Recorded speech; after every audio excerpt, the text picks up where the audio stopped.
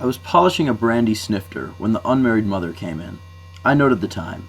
10:17 p.m., Zone 5, or Eastern Time, November 7th, 1970. Temporal agents always notice time and date. We must. The unmarried mother was a man 25 years old, no taller than I, childish features, and a touchy temper. I didn't like his looks. I never had. But he was a lad I was here to recruit. He was my boy. I gave him my best barkeep's smile. How's business? Make it, how's the weather? Business is okay. I write 'em, they print 'em, I eat. Matter of fact, you write a nice stick. I've sampled a few. You have a great touch with the woman's angle. Woman's angle? Yeah, I know the woman's angle. I should. So sisters? No, you wouldn't believe me if I told you. Son, bartenders and psychiatrists have one thing in common, and that's that they both know that nothing's stranger than truth. You don't know what incredible means. So, nothing astonishes me. I've always heard worse. Want to bet the rest of the bottle? I'll bet a full one. Well, I was born a girl. Say what? I was born a girl, yeah, in an orphanage since I was a month old. When I was little, I wasn't pretty. I was flat-chested and buck-toothed. Nobody was going to adopt me. So I decided to join the wenches. So what are the wenches? Women's Emergency National Corps Hospitality and Entertainment Section. I'd be pleasuring spacemen who have a lot of tension out there in space alone. Then I met this city slicker with his $100 gold coins. The no-good actually did have a bunch of gold coins, but I didn't take any because I really liked him. He was the first man I ever met who didn't try to play games with me. Until one night in the park. And then? And then nothing. I never saw him again. He walked away on me. I loved that man, and when he walked away, I decided I would kill him. If I ever saw him again, I would kill him. When he left, he didn't take everything.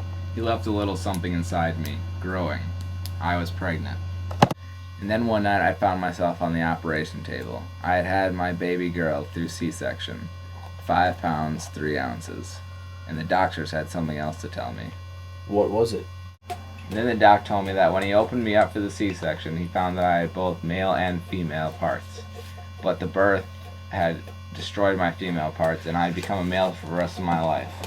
And the worst part of it, worse than becoming a man, was that my baby was snatched. Yeah, you heard me. My baby was kidnapped right from the hospital. And then my life changed. As a man, I moved to New York and became a fry cook. And then eventually, I found refuge in writing. And now, I'm here. Do I win the bottle?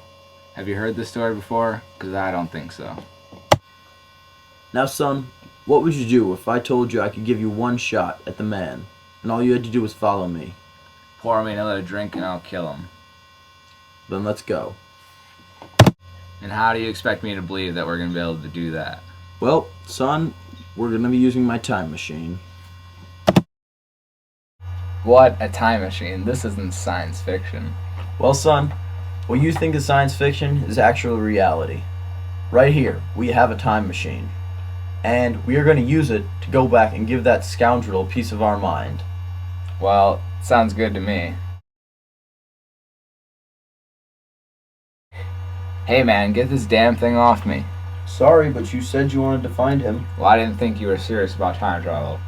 Yeah, well, does it look like we're in Kansas anymore, Dorothy? Well, what am I supposed to do, old man? Here, there's money on the ground. Go outside, find him, and I'll pick you up later. Okay, whatever. Now that I had lost the unmarried mother, it was time to go find his baby. I decided to go to the nursery, and soon I found it. It wasn't hard. I just walked in and kind of took it. No one even noticed. There was nothing they could do about it. Nothing at all.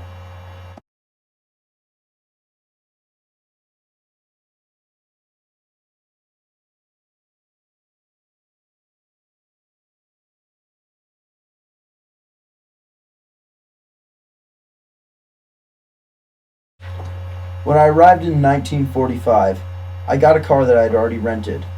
I took the baby and I drove up to the orphanage where Jane had been born and raised. Quickly, I threw the baby out of the car and I ran. There was nothing more I would do for her. It was time to travel back to 1963 and pick up the unmarried mother again, and I was ready to do it. I had a great time tonight. Will I see you again? Oh, for sure. You. Yep. Now you know who he is, and after you think it over, you'll know who you are. And who I am.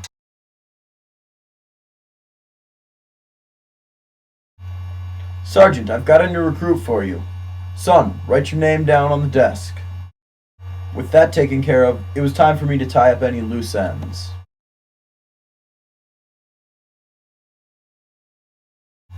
When I got back to the bar, I dictated my report. 40 recruitments, all okayed by the Psych Bureau, counting my own, which I knew would be okayed. I was here, wasn't I? Then I taped a request for assignment to operations. I was sick of recruiting. I dropped both in the slot and headed for bed. On my nightstand, my eye fell on the bylaws of time. Never do yesterday what should be done tomorrow. If at last you do succeed, never try again. A stitch in time saves 9 billion. A paradox may be paradoctored. It is earlier when you think. Ancestors are just people. Even Job nods. They didn't inspire me the way they had when I was a recruit. 30 subjective years of time jumping wears you down. I undressed, and when I got down to the hide, I looked at my belly. A cesarean leaves a big scar, but I'm so hairy now that I don't notice it unless I look for it. I felt a headache coming on, but a headache powder is one thing I do not take. I did once, and you all went away. So I crawled into bed and whistled out the light. You aren't really there at all. There isn't anybody but me, Jane, here alone in the dark. I miss you dreadfully.